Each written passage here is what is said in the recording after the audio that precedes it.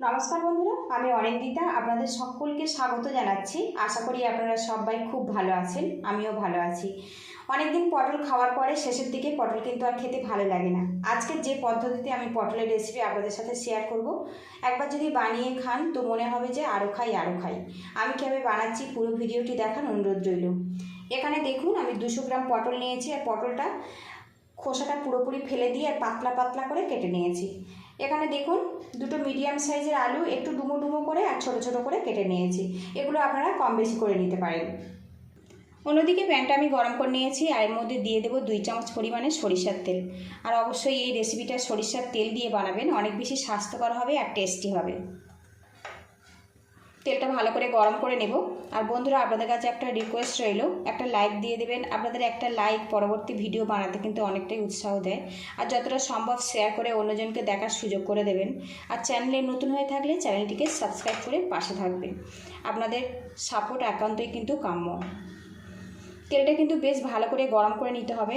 সর্ষের তেলের মধ্যে কিন্তু একটা অন্যরকম ফ্লেভার থাকে। তেলটা গরম করে নিয়েছি ভালো করে। এবার এর মধ্যে দিয়ে দেবো পটল। গ্যাসের হিটটা একদম হাই হিটে রেখে আমি পটলটা একটু ভাজা ভাজা করে নেব। এখন কিন্তু কোনো রকম লবণ দেবো না। লবণ দিলেই কিন্তু পটলের মধ্যে যে জলটা আছে খুব সহজে বেরিয়ে আসবে, আর পটলটা কিন্তু খুব ভালো করে ভাজা যাবে না।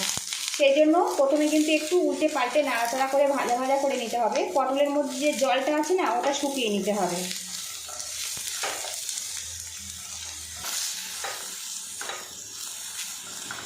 এদিকে দেখুন বেশ কিছুক্ষণ নাড়াচাড়া করে নিয়েছি, আর পটলটা কিন্তু বেশ ভাজা ভাজা হয়ে গেছে। পটলের মধ্যে যে জলটা না, ওটাও কিন্তু বেশ শুকিয়ে গেছে। আর এইভাবে একটু পাতলা করে কাটবেন, খুব কম সময় আর কম গ্যাস পুড়িয়ে কিন্তু এটা ভাজা ভাজা হয়ে যাবে। এবারে এর মধ্যে স্বাদ মতো লবণ দিয়ে দেব। আরও কিছুক্ষণ নাড়াচাড়া করে নেব, তাহলে এই লবণটা কিন্তু পটলের মধ্যে খুব সুন্দরভাবে চলে যাবে। আর এখন কিন্তু পটল থেকে কোনো রকম জল ছাড়বে না। এদিকে দেখুন পটলটা কিন্তু বেশ ভাজা ভাজা করে নিয়েছি। এবার এটা আমি তুলে নেব। আবারও তেল দিয়ে দেব। তেলটা গরম হয়ে গেছে। এবার এর মধ্যে দিয়ে দেব 5 ফোড়ন।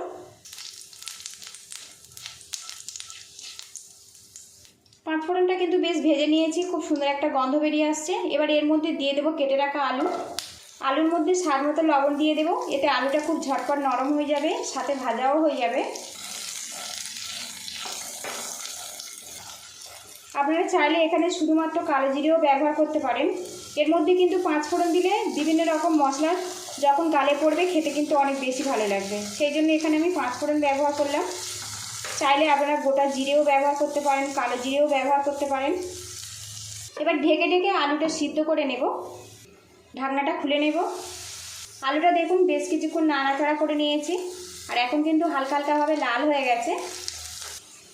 এবারে এর মধ্যে 1 চামচ পরিমাণে রসুন কুচি দিয়ে দেব। দিয়ে দেবো কাঁচা লঙ্কা কুচি। 2টো কাঁচা লঙ্কা ছোটো করে কুচিয়ে নিয়েছি, সেটা দিলাম। ঝালটা আপনারা স্বাদ মতো দেবেন। এখানে দেখুন একটা পেঁয়াজ নিয়েছি, সেটা একটু বড় বড় সাইজ করে কেটে নিয়েছি, এর মধ্যে দিয়ে দিলাম। তো বন্ধুরা, মশলাটা যদি প্রথম থেকে দেওয়া যায় তাহলে মশলার ফ্লেভারটা কিন্তু অনেকটা ভেজে ভেজে নষ্ট হয়ে যায়, শেষের দিকে আর ভালো মতো পাওয়া যায় না। সেই জন্য কিছুক্ষণ আলুটা ভেজে নিয়েছি, তারপর মশলাগুলো অ্যাড করলাম। আর আপনারা চাইলে কিন্তু এখানে নিরামিষভাবেও বানাতে পারেন। আমি একটুখানি রসুন আর পেঁয়াজ ব্যবহার করলাম, এতে আমার খেতে খুব ভালো লাগে। আলুটা কিন্তু প্রায় এখন 50% মতো সিদ্ধ হয়ে গেছে। মশলার সাথে আরেকটু নাড়াচাড়া করে নেব, বাকিটা ভালো করে সিদ্ধ করে নেব। এখন কিন্তু আলুটা প্রায় আমার 100% সিদ্ধ হয়ে গেছে। আর এখন দেখুন পেঁয়াজটাও কিন্তু বেশ লাল লাল রং ধরেছে, রসুনটাও ভাজা হয়ে গেছে। এবার আপনাদেরকে দেখাবো আলুটা কত সুন্দরভাবে সিদ্ধ হয়েছে।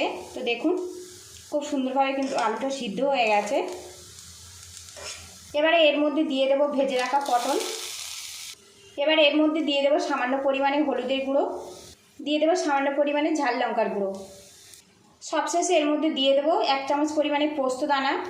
আর এটা অপশনাল, তবে বন্ধুরা যদি থাকে তো একটু ব্যবহার করবেন, একদম অন্যরকম স্বাদ লাগবে। এবারে এগুলো একসঙ্গে ভাজা ভাজা করে নেব।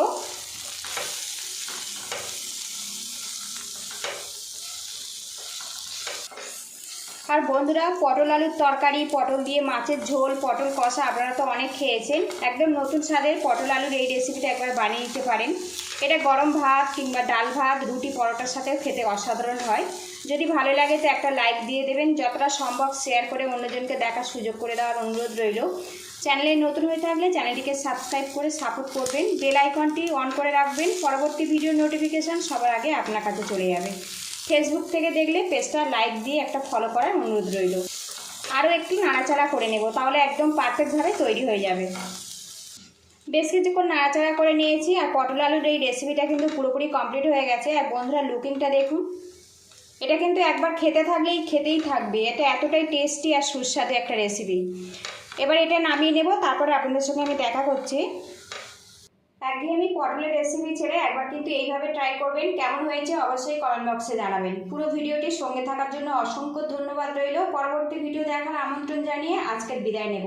আর বন্ধুরা লুকিংটা দেখুন, আপনারা কিন্তু রুটি, পরোটা, ডাল ভাত বা শুধু ভাতের সাথেও কিন্তু অসাধারণ লাগে। অবশ্যই বাড়িতে এইভাবে ট্রাই করবেন।